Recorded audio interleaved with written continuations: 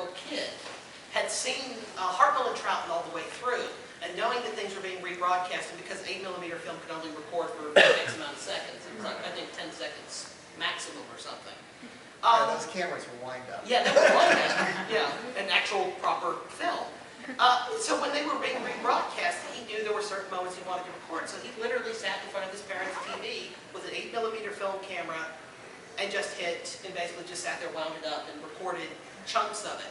It's the reason we have some of the immediate post-regeneration scenes at the beginning of Hour of the Daleks, part of the extended version of the regeneration in 10th Planet itself, because Blue Peter only used the section with the Doctor on the floor and the face changing. So, and speaking of Australia, this is something else. This is irony of irony. When the Australians bought... Censorship. Yeah. The Australians bought the things, the Film Censor Board, because of the way Australian laws work, and they hadn't quite figured out television yet. The way the show was sold overseas, it was sold on film cans, 16mm film.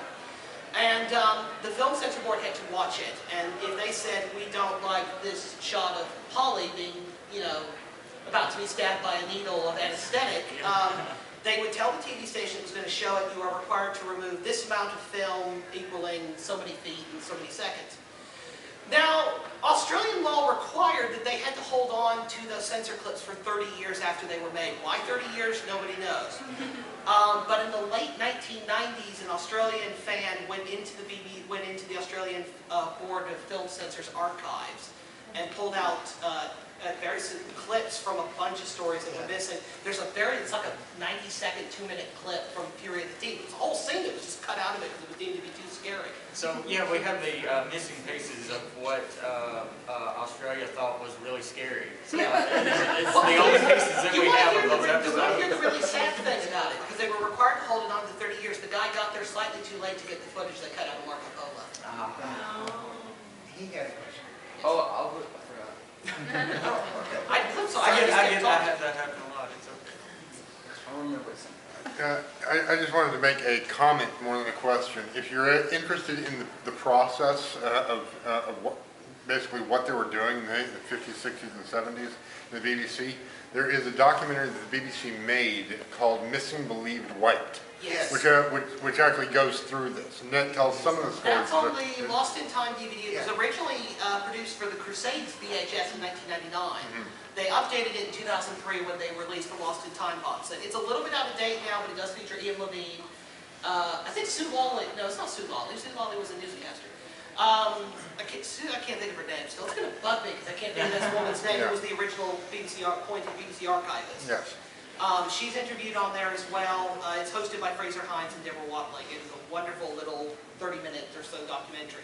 It features clips that weren't widely available until the DVD releases. And that is on YouTube as well. Yes, it's on YouTube. We were talking about the off-air recordings that were made reel to reel.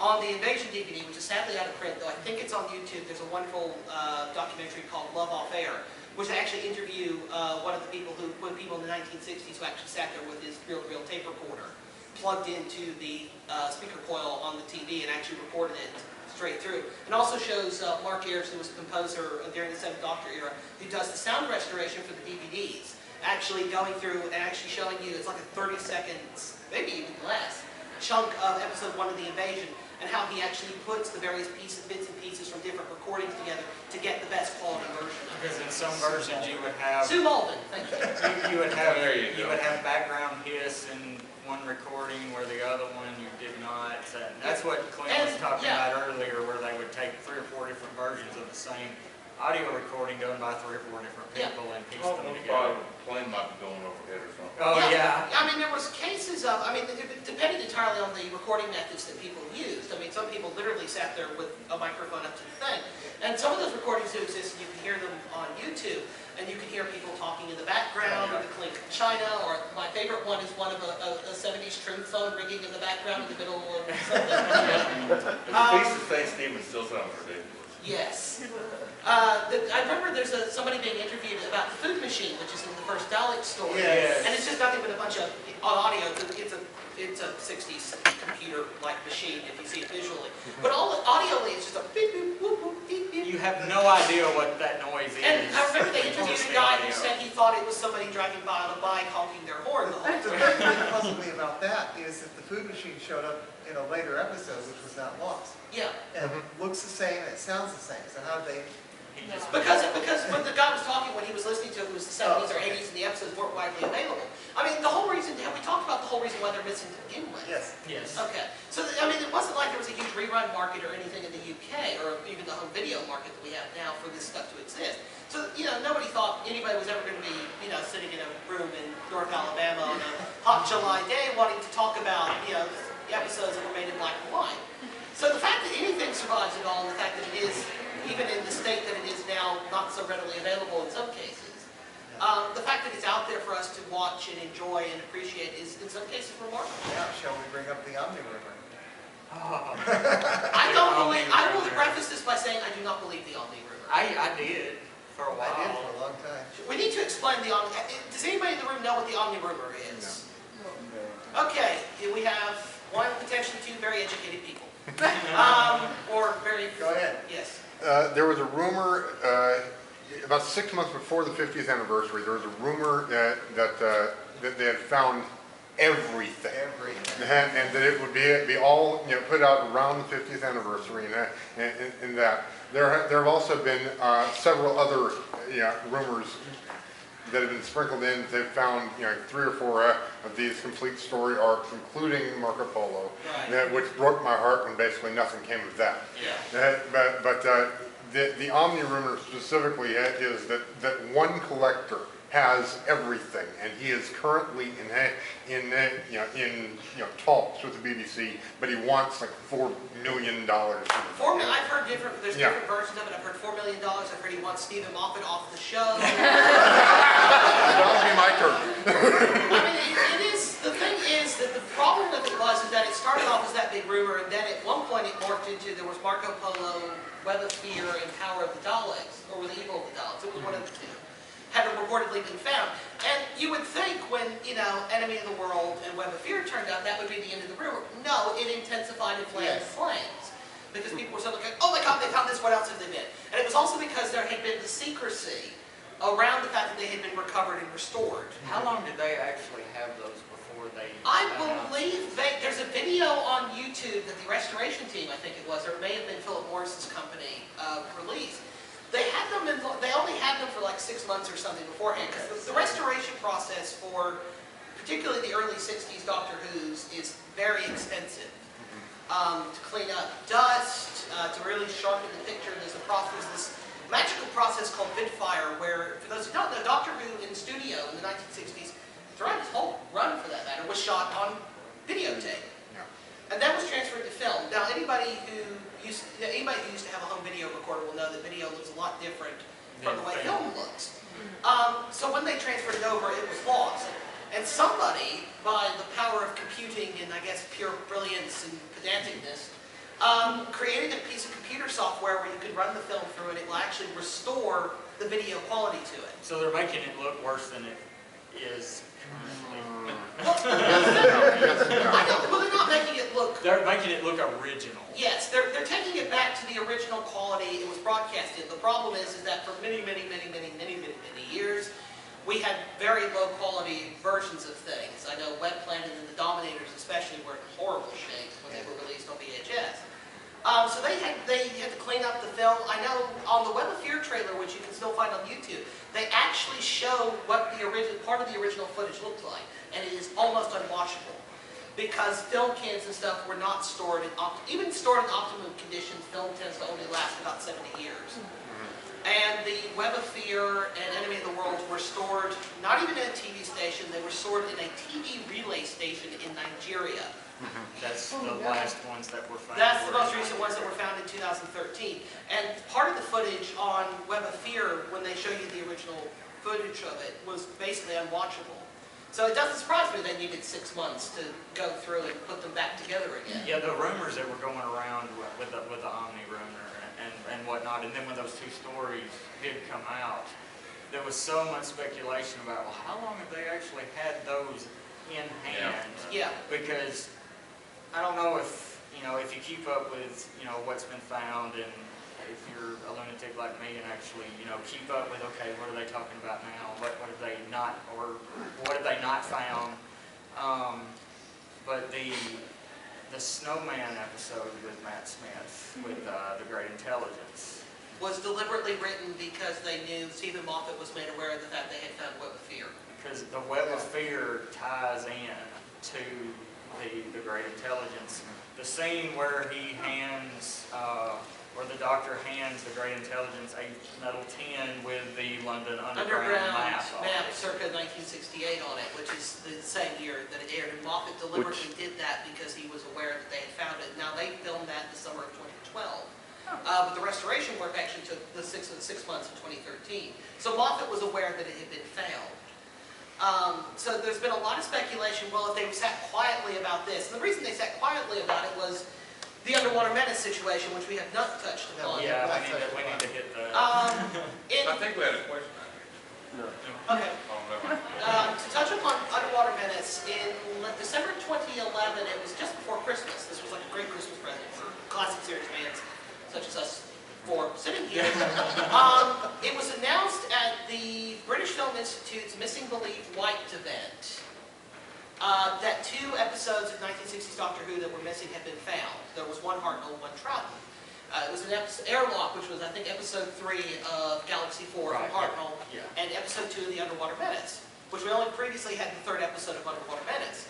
Well, the Galaxy 4 episode, they had a Galaxy 4 reconstruction that was sitting on the shelf they could put out anytime they wanted. So they re-edited it, took out the stuff they reconstructed from episode 3, put episode 3 in the middle of it, with the reconstructed stuff on either side, and released that on the Aztecs Special edition. Special edition DVD.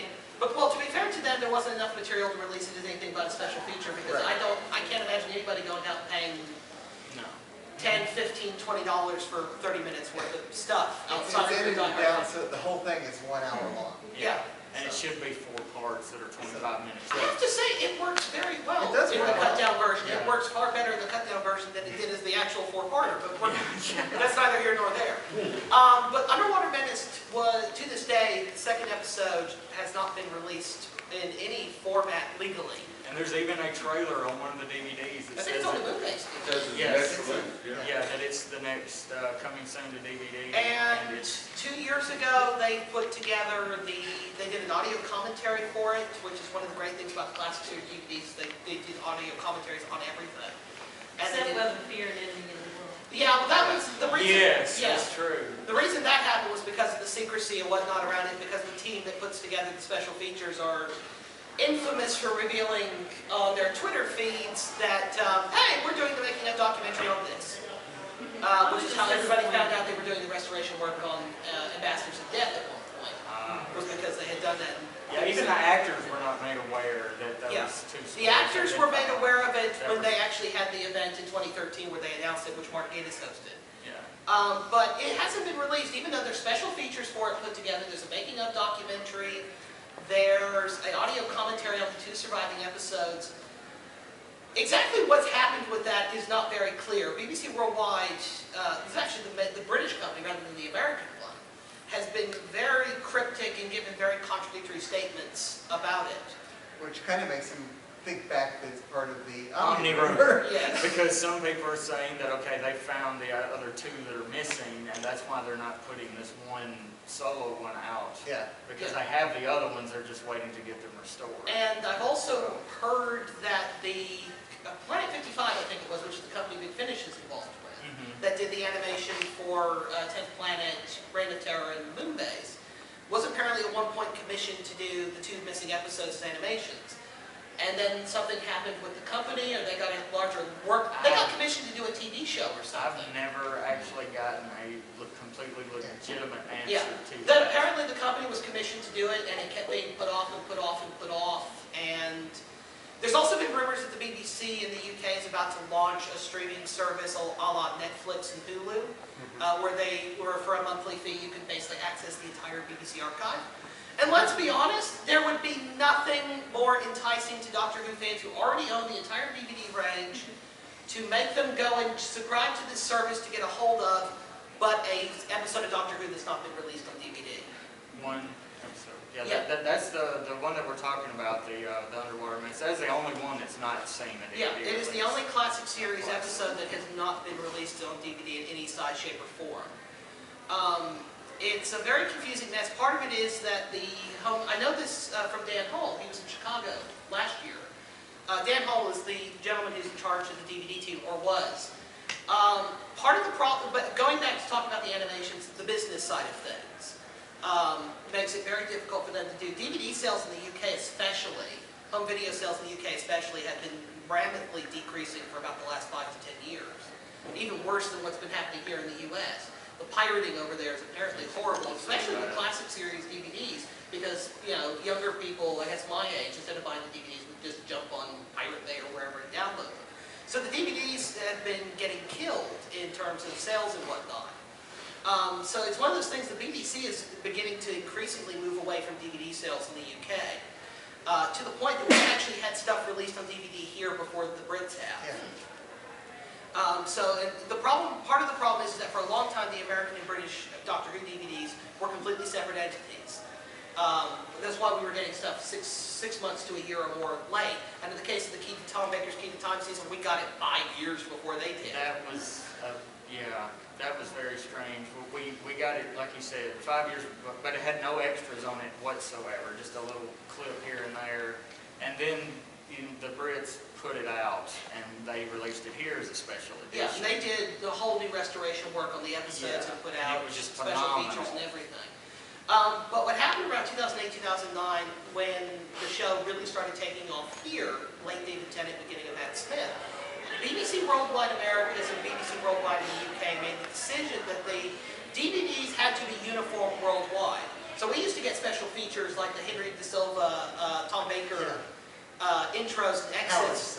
Howard De Silva? What did I say? You said Henry. It's late. I used to watch those, so Yes, I remember so they put Howard those, and Silver. they used to put specific region features on the DVDs, and then BBC Worldwide America was told by BBC Worldwide UK, stop doing that. So BBC Worldwide Americas cannot release anything that BBC Worldwide has not yet released in the UK when it comes to Doctor Who. Other stuff is a different story. So whatever's going on with the Underwater Menace, we have not had a definitive answer about for the better part of 2 years now. Actually, it's been longer than that, 2011, so we're going on 4 years. Yeah, because they found it on 11. Yeah. But the BBC Worldwide America's put a cryptic tweet out, about a month ago or so, along the lines of saying we are currently exploring options to bring more classic series releases to DVD or home video, I think maybe the way they put it, which has added even more fuel to the Omni rumor, which was about to finally die. Yeah. How can you put They in may be more? referring to the ones they put out of print to begin with. Yeah, that's a possible. Well, Worldwide Americas were the ones who made the decision. This was BBC Worldwide in the UK that made it. It's a very cryptic remark. I don't know. I mean, it's a baffling mystery, and the fact that we haven't had a definitive answer is rather annoying. I'm rambling. When that cryptic tweet, was that specific to Doctor Who? Or Yes. Was it, okay. It was specific to Doctor Who in response to a whole flurry of tweets from Doctor Who fans because Doctor Who magazine confirmed in an issue that the Underwater Menace DVD was not forthcoming. It was originally supposed to come out, 2013 in time for the 50th, and then it got pushed back to 2014. And then it got pushed. It pushed back even further. Amazon to this day still has it listed on their website for pre-order without a price attached. I know It has a price now. Does it have a price? It's like now? $24. Yeah, Which- yeah, they do, I know one the other day. Yeah, so, But they don't have a date. It yeah, just has well, a how price. many of us on this panel have actually pre-ordered that DVD? So, June 3rd of last year. is when yeah, it was about when I ordered it. but hopefully it will see the light of day. Going back to less than legal means, and this is the only reason, and the fact that it's not already commercially available is the only reason I'm pointing this out. It was shown at Galley, which is the big Doctor Who convention out in LA, shortly after it was found. Let's just... Isn't it shown someplace in Alabama? Well, that was after... Well, that's how I... Yeah, well, yes, it was. It was shown at Gallifrey, and somebody made a digital copy of the file that was brought over, and it's on certain corners of the internet. It's not on YouTube, it's on... What's the other one? It's Daily Motion? Yeah. Yes. It's on Daily Motion, and we may or may Vimeo? not... Maybe I think Vimeo? it's on there as well. I think it's once it was released, it's like anything in the digital age. Once it's out there, it is everywhere. It's like a virus. Yes. It may have been shown at the North Alabama Doctor Who convention a couple of months after that. I can neither confirm nor deny. So, thoughts, questions, comments?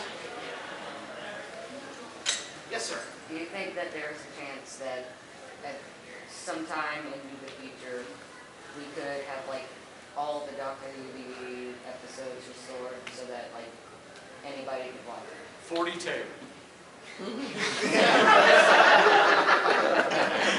I'm sorry, that was a completely different. I don't put it outside the realm of possibility that there's more out there to be Yeah, I found. think there's more out there. There's more out there. I mean, the fact that Enemy of the World and Underwater Menace turned up. There had not been any other than those two. in Yeah, there was the 2011. last. I mean, there was the last big find him in 1992 when all 4 episodes of Two and Cybermen turned up. In 1999, The Lion, which is the first episode of The Crusade, was discovered to be in the possession of a New Zealand film collector who had no idea what he was holding on to. In 2002, I think it was, the second episode of Dalek's Master Plan turned up in the hands of a former BBC employee Yeah. who had seen the thing being thrown away. And if I remember the story correctly, his son was a Doctor Who fan. He He just took it took home. this can out of the garbage and took it home, and nobody realized till 35 years later the value of it.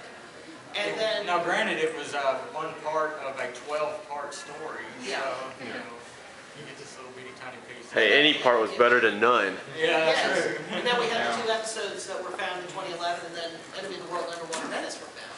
I don't put it outside the realm of possibility that there's more out there to be found. Whether it's already been collected by Philip Morris, who found Enemy of the World and Underwater Menace, not Enemy of the World and Underwater Menace, but Enemy of the World Web of Fear, whether he's in possession of them, I think is a completely different topic. It's entirely possible with the way things have been sold overseas and the way things have been shifted about, that there's probably more out there. Film collectors seem to be very secretive about things. Yes, sir. Though that being said, apparently the Lion was listed for months on the internet on the website of the film collector, and nobody knew it. Really? So it's, I mean, it's. Let me put it this way: in the early '80s, when this episode hunting was going on, I think it's episode 5 of Dalek's Master Plan, was found in the basement of a Mormon church in the UK for reasons that nobody to this day can explain. It was sitting in a cabinet. To this day, nobody knows why it was there or how it was there. But if that can happen, and they can find 11 episodes from the 1960s and a TV relay station in the middle of the Nigerian jungle, I think anything's possible. I have heard an actual answer to that question.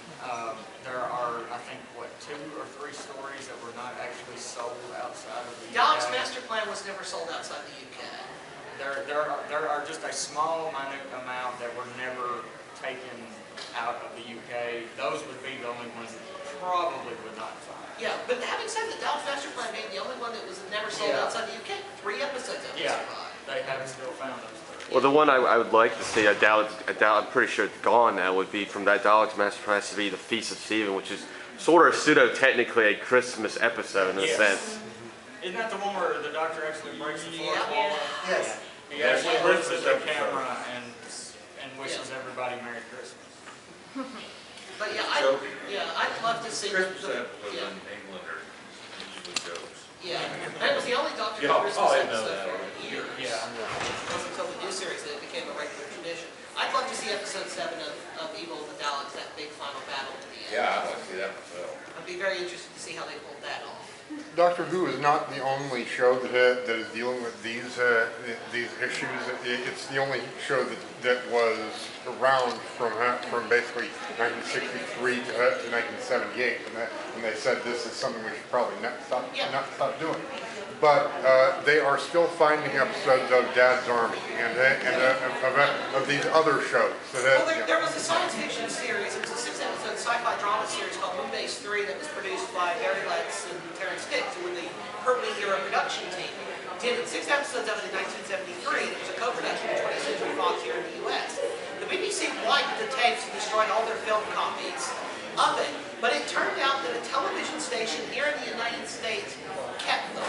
And for that reason, those 6 episodes survived. And that was produced in 1973. Yeah.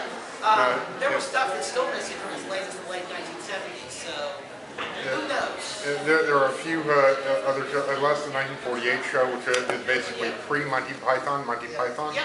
they found like half of that just from swap meets. And, Well, the National Archive in Washington, its film and television division, actually has, nobody had any idea about it. It was actually donated by some university or something to them.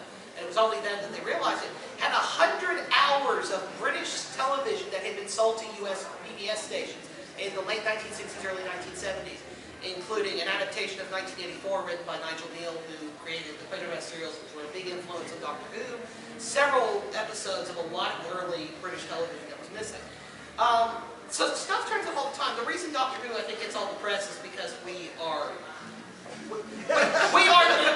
annoying. Yes, we're annoying. We're more vocal than the others. Yeah, and the whole reason, as I said, that Doctor Who was picked to begin with, and why the BBC has made such an effort, is they originally just picked it as a case study to say how much it has survived, and then decided, well, we've started looking for this, we might as well just keep looking.